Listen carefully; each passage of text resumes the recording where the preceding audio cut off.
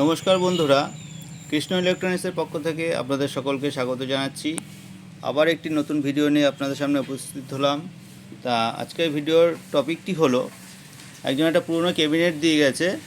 আগে এটার মধ্যে স্টেবিলাইজার কায়দা ছিল। যাই হোক, এখন সে তার ভ্যান আছে, ভ্যানে ব্যাটারি চার্জ দেবে, তার জন্য একটা চার্জার বানিয়ে দিতে হবে। তা ওই ক্যাবিনেটটা নিয়ে এসেছিলো, তা ওর যা পার্টস ছিল সবই নষ্ট হয়ে গেছিলো, পুরনো, সব খুলে পরিষ্কার করে দিয়ে দিয়েছি আমরা। পরিষ্কার করে এটার মধ্যে আমরা ট্রান্সফর্মার দিয়েছি। এই ট্রান্সফর্মারটা ইউলাইক কোম্পানির ট্রান্সফর্মার, খারাপ না, খুব ভালো ট্রান্সফর্মার, ভালো ওয়েট আছে। এই দেখুন ইউলাইক ট্রান্সফর্মার। আর এটা হচ্ছে 12-0-12 4 অ্যাম্পিয়ার পিওর কপার একদম। আর এপাশে একটা ছোটো ট্রান্সফর্মার দেখছেন, এইটা দিয়ে ও ভ্যানে ছোটোখাটো লাইট জ্বালাবে 12 ভোল্টের, তার জন্য একটা সাপ্লাই বের করে দিয়েছি। এই 12 ভোল্টের সাপ্লাইয়ের জন্য এই তারটা। আর যেটা দিয়ে ব্যাটারি চার্জ দেবে সেটার জন্য মোটা তার দিয়ে করে দিয়েছি।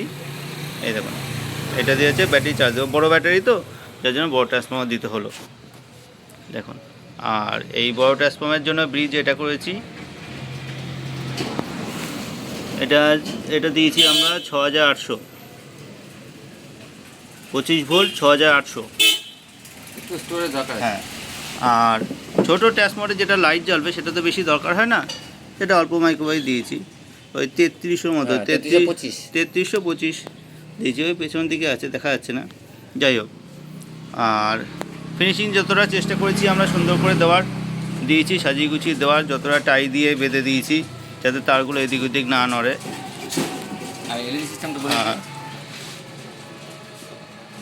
দেখুন, সাজানো গোছানোর দিক থেকে আমরা যথেষ্ট চেষ্টা করি আমরা কতটা ভালো করে দেওয়া যায়। আর এখানে দেখুন একটা আর্থিং দিয়েছি আমরা গ্রাউন্ডের জন্য। এই যে তৃতীয় পয়েন্টটা, এই তৃতীয় পয়েন্টটা এই গ্রাউন্ড দেওয়া আছে চেসিস থেকে। আর সামনে একটা সুইচ বসিয়েছি ক্যালোনেক্সের 3 পয়েন্টের। একটা বার নিচে যদি দিই তাহলে এই ছোটো ট্রান্সফর্মারটা থেকে 12 ভোল্ট আউটপুট হবে। আর যদি মিডিলে অফ আর উপরে দিলে তখন হচ্ছে এই বড়ো ট্রান্সফর্মারটা থেকে 12 ভোল্ট আউট হবে চার্জিংয়ের জন্য। এলইডি বসানো আছে। আর এই এখানে এলইডি দিয়েছি, ছোটো ট্রান্সফর্মারের জন্য একটা এলইডি আর বড়ো ট্রান্সফর্মারের জন্য একটা এলইডি। আর এটা হচ্ছে পাওয়ার এলইডি। আউটপুট পেলে বুঝতে পারি। হ্যাঁ, আর এটা হচ্ছে পাওয়ার এলইডি। অন করলে লাইটটা জ্বললে বুঝতে পারবো এটা সাপ্লাই আছে। তা এবার আপনাদেরকে ভোল্টেজ মেপে টেস্ট করে দেখাচ্ছি। দেখুন, পাওয়ার লাইট চলে এসছে। এবার যেমন বোর্ডে গোজা হলো, এবার লাইটটা আসবে। এই যে হ্যাঁ, এই দেখুন, এই লাইটটা এখন ভিডিওতে কাঁপছে মনে হচ্ছে, কিন্তু সামনাসামনি কাঁপে না, এটা এমনি জ্বলে আছে। এইবার আপনাদেরকে মেপে দেখাচ্ছি। যখন নিচে দেবো সুইচটাকে, তখন এই ছোটো ট্রান্সফর্মার থেকে লাইন আসবে। এই তারটার জন্য ছোটো ট্রান্সফর্মারটা আছে। এই দেখুন, এটা ভোল্টেজ দেখা ডান দিকে ইন্ডিকেটর শো করবে।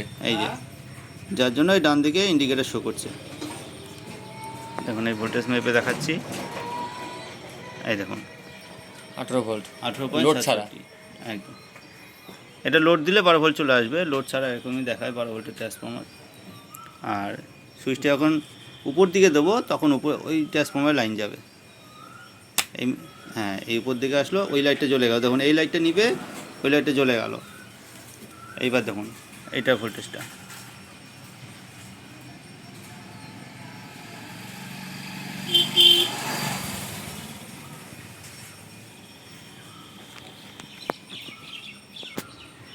এই দেখুন, এই যে 19.66।